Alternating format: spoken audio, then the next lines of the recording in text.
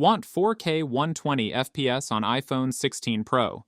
For this, open the Camera app on your device. Next, select the Video mode. Now look at the top left corner and click on the Resolution icon.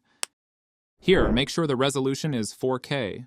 Next, for the frame rate option, change it to 120. If the frame rate is not changed, then open the Settings app on your device. Now, scroll and click on the Camera option.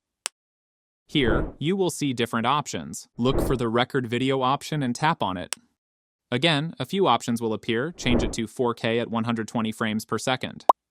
Now, open the Camera app and you can see that the resolutions and FPS are changed. Next, record the video as per your requirements. After that, click on the Stop button to save the video.